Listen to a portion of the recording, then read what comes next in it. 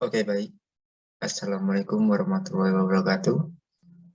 Dan kesempatan kali ini saya Muhammad Saiful Islam, NPM 1903010001 ingin menyampaikan tentang materi potensi diri. Nah, potensi diri ini akan kita bahas sama-sama. Oke. Jadi, potensi diri merupakan kekuatan baik yang belum terwujud maupun yang telah terwujud yang dimiliki seseorang, tetapi belum sepenuhnya terlihat atau dipergunakan secara maksimal. Dengan mengetahui potensi diri, kita akan merasa lebih percaya diri dalam melaksanakan setiap tugas dalam hidup kita. Kita juga dapat mengambil keputusan secara tepat menyangkut karir atau hidup kita. Selain itu, secara psikis pribadi kita juga akan merasa nyaman karena sebab kita mengerjakan sesuatu dengan potensi yang kita miliki. Tentunya kita akan berpengaruh dalam banyak hal dalam hidup kita. Terlebih akan nampak dalam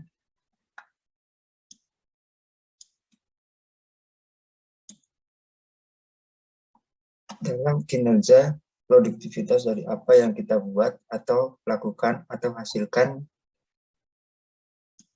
dalam hidup kita sehari-hari. Oke, jadi manusia itu memiliki potensi diri yang dapat dibedakan menjadi 5 macam, yaitu yang pertama potensi fisik, psikomotorik. Potensi ini dapat diberdayakan sesuai fungsinya untuk saling membagi kepentingan untuk memenuhi kebutuhan hidupnya.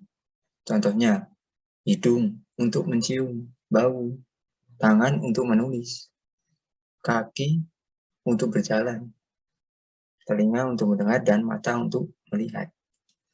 Yang kedua, ada potensi mental. Potensi mental atau intellectual quotient. Nah, potensi ini adalah potensi kecerdasan yang terdapat di otak manusia, terutama otak bagian kiri. Fungsi dari potensi ini yaitu untuk merencanakan sesuatu, menghitung dan menganalisis. Yaitu jadi kalian kalau mau setiap menghitung atau menganalisis dalam pelajaran matematika atau pelajaran lainnya itu udah ada potensi yang dinamakan potensi mental intelektual atau intellectual quotient. Jadi kalian yang berbakat menghitung pasti memiliki potensi ini. Yang selanjutnya adalah potensi sosial emosional quotient. Potensi ini sama dengan potensi mental intelektual, tetapi potensi ini terdapat di otak manusia bagian kanan. Fungsinya yaitu untuk bertanggung jawab, mengendalikan amarah, motivasi, dan kesadaran diri. Nah, jadi untuk orang-orang yang cenderung di kelasnya itu menjadi ketua kelas atau di sekolahnya itu menjadi ketua OSIS, dia pasti sudah mengembangkan satu potensi yaitu potensi sosial emosional. Yang di situ untuk bertanggung jawab, mengendalikan amarah, motivasi, dan kesadaran diri.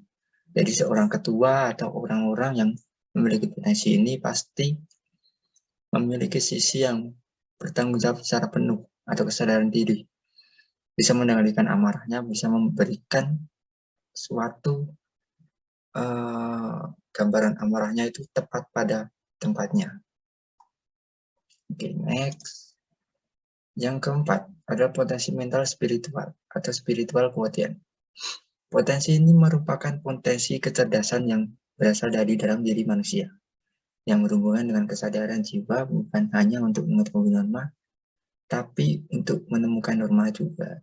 Jadi, potensi mental spiritual ini adalah potensi yang dikembangkan secara mental spiritual, yaitu dalam diri manusia. Dalam diri manusia itu pasti memiliki sisi spiritual. Spiritual itu adalah jiwa yang untuk menemukan norma-norma yang sekiranya itu baik dan buruk. Dia bisa memberikan contoh yang baik dan yang buruk. Oke. Nah, yang selanjutnya, yang kelima, potensi daya juang. Sama seperti potensi mental spiritual. Potensi daya juang juga berasal dari dalam diri manusia dan berhubungan dengan keuletan, ketangguhan, dan daya juang yang tinggi. Nah, daya juang yang tinggi ini maksudnya siswa dari SD, SMP, SMA itu pasti memiliki daya juang untuk bertahan dalam menghadapi segala materi yang diberikan oleh guru. Jadi ketika siswa ini memiliki daya juang yang tinggi, pasti dia memiliki potensi yang sangat bagus, dan potensi ini sangat diperlukan bagi semua siswa. Jadi semua siswa itu harus memiliki daya juang yang tinggi, karena jika siswa tidak memiliki daya juang yang tinggi, maka kedepannya dia akan DU atau keluar dari sekolah, atau istilahnya mutung. Mutung di sini dalam artian dia akan malas sekolah, malas belajar, malas yang lain-lain. Apalagi jika di sistem pertemanannya juga dia jarang berteman dengan teman sekelas, jarang ngobrol, diem, introvert, yang memiliki daya juang yang rendah, tidak bisa menyesuaikan dengan keadaan lingkungannya, baik di sekolah baru maupun di sekolah lama. Next. Nah, di sini cara mengenali potensi diri. Yang pertama, kenali diri sendiri. Jadi, kalian itu harus mengenali diri sendiri dulu. Saya itu berbakat di mana, saya memiliki minat seperti apa, cita-cita apa, kenali diri sendiri.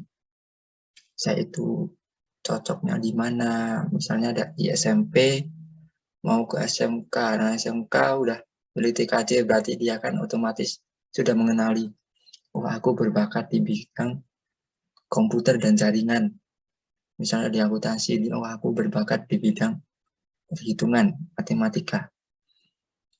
Misalnya di perkantoran, oh aku berbakat di bidang perkantoran. Oke, yang kedua, tentukan tujuan hidup. Tujuan hidup di sini maksudnya goalnya, cita-cita. Kalian bercita-cita ini menjadi apa? Misalnya saya ingin menjadi guru, saya ingin menjadi seorang polisi, atau saya ingin menjadi seorang tentara. Nah, tujuan hidup di sini maksudnya itu untuk mengenali potensi diri kalian. Ketika kalian memiliki cita-cita yang jelas, maka potensi diri itu akan timbul sendiri. Bahkan akan terbentuk seiring berjalannya waktu. Dengan mudah, kalian akan mendapatkan hasil cita-cita yang maksimal. Yang ketiga, kenali motivasi hidup.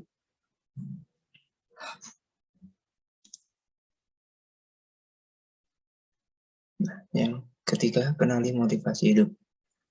Jadi, motivasi hidup itu seperti halnya itu pacuan buat kalian.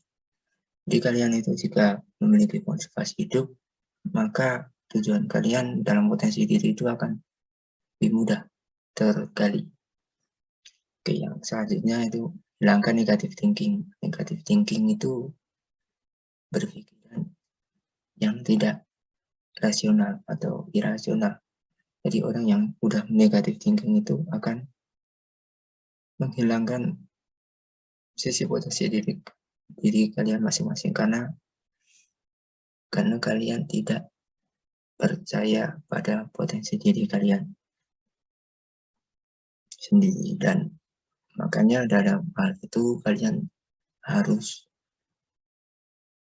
mengubah negative thinking menjadi positive thinking. Yang kelima adalah jangan mengadili diri sendiri. Nah, kalian itu jangan mudah drop atau putus asa.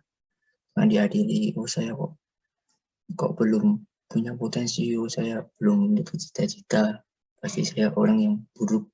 Jadi jangan seperti itu. Jadi kalian itu harus istilahnya itu tetap semangat, tetap belajar, karena dalam proses pasti tidak akan mengkhianati hasil.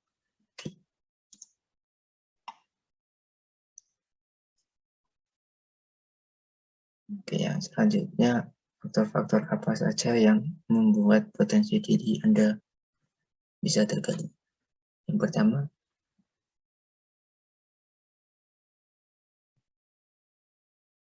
yaitu percaya diri.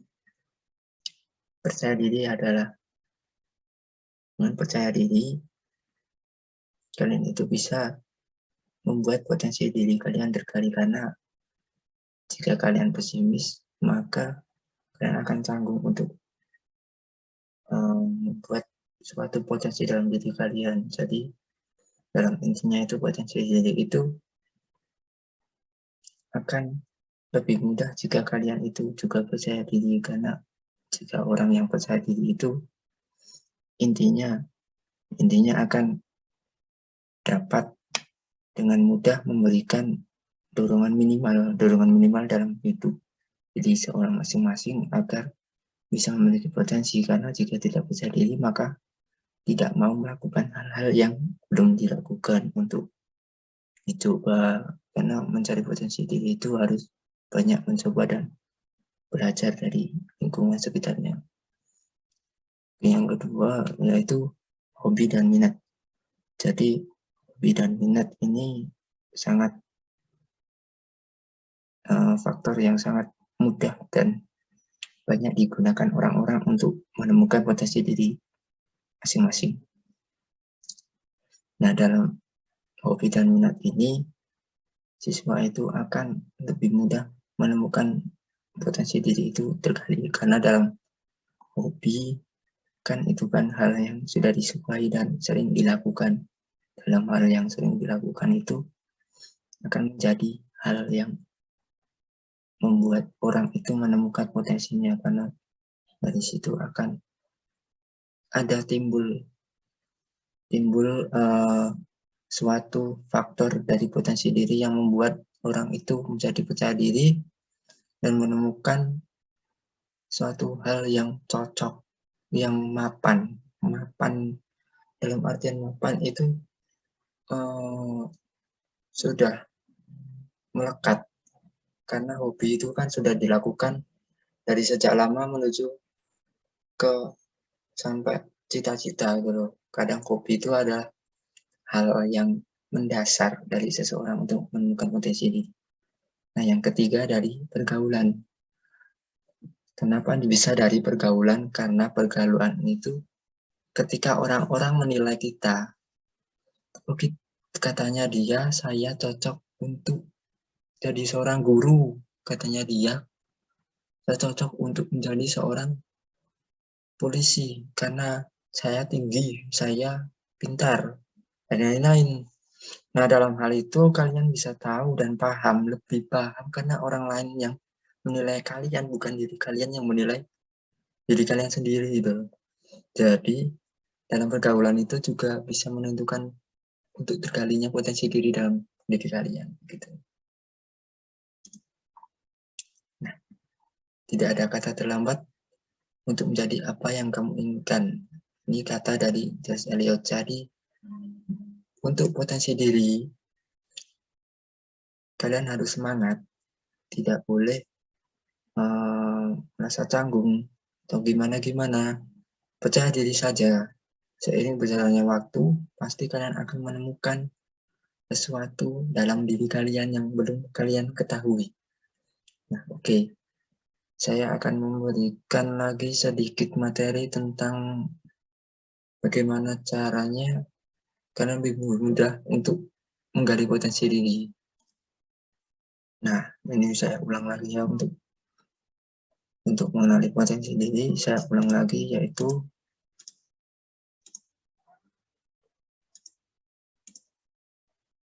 yang pertama, kalian harus bisa mengenali diri sendiri. Yang kedua, tentukan tujuan hidup. Yang ketiga, kenali motivasi hidup. Yang keempat, hilangkan negative thinking. Yang kelima, jangan mengadili diri sendiri. Kalau kalian bisa melakukan ini semua, ya nanti pasti akan lebih mudah untuk mengenali potensi diri.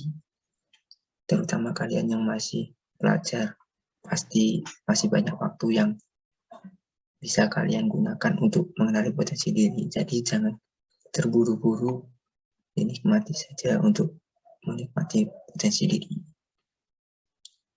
Jangan merasa minder, jangan negative thinking, jangan suka mengadili diri sendiri. terus kenali motivasi hidup, bikin motivasi hidup kalian itu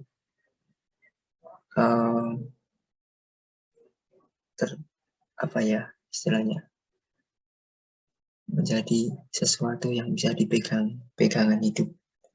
Motivasi hidup itu bisa juga diartikan dengan pegangan hidup kalian itu loh. Jadi kalian tidak mudah goyah dan putus asa ketika menerima sebuah omongan dari orang lain gitu.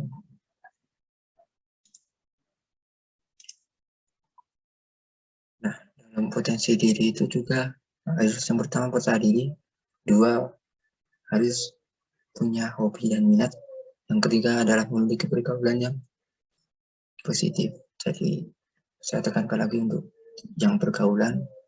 Jadi yang pergaulan itu jangan mencari teman yang negatif. Artinya dalam pergaulan harus memiliki teman yang positif. Jadi dalam teman yang positif pasti bisa saling mengarahkan, memberikan saran. Nah, dalam memberikan saran itu pasti orang-orang tersebut bisa melihat kita lebih detail. Oh, kamu kurang gini, oh, kamu kurang gini. Jadi kalian hanya menambahkan sedikit untuk menemukan potensi diri. Kalau misalnya di lingkungan yang negatif, ya pasti kalian akan lebih susah dan merasa diri kalian itu akan tidak ada gunanya gitu. Karena orang yang negatif itu pasti memiliki pemikiran yang jauh berbeda dengan orang yang positif. Pasti justru kalian akan dibuat mereka menjadi orang yang rusak. Nah, dalam hobi dan minat ini sama halnya bisa diartikan dengan menyangkutkan dengan cita-cita ya. Jadi hobi dan minat ini bisa dipakai untuk kalian digali dalam cita-cita. Cita-cita kalian menjadi seorang polisi, hobi kalian renang. Karena dalam tes polisi pasti ada renang. Nah, itu bisa dipakai juga dalam cita-cita, jadi potensi diri kalian akan lebih mudah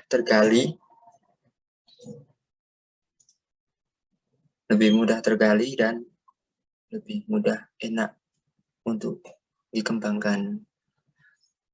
Misalnya kalian belum menemukan hobi atau minat yang sesuai dari diri kalian bisa ikut-ikutan dulu, karena hobi itu bisa istilahnya timbul dalam ikut-ikutan itu. Kok misalnya aku ikut itu kok cocok, tapi memilih hobi itu yang baik, jangan yang buruk. Hobi itu karena sesuatu hal yang sering dilakukan. Hobi kok bermain tengah malam atau tawuran itu bukan hobi, itu suatu hal negatif yang harus dihindarkan kalian, jangan diteruskan.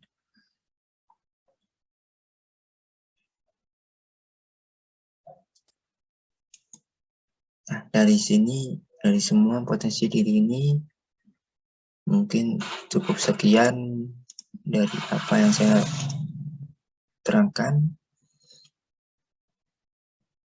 Bila ada salah kata yang kurang berkenan di hati kalian atau ucapan saya masih ada salah, saya mohon maaf. Semoga apa yang saya sampaikan bisa bermanfaat bagi kalian. Tetap semangat, jaga mood, Gusti berkahi. Thank you. Wassalamualaikum warahmatullahi wabarakatuh.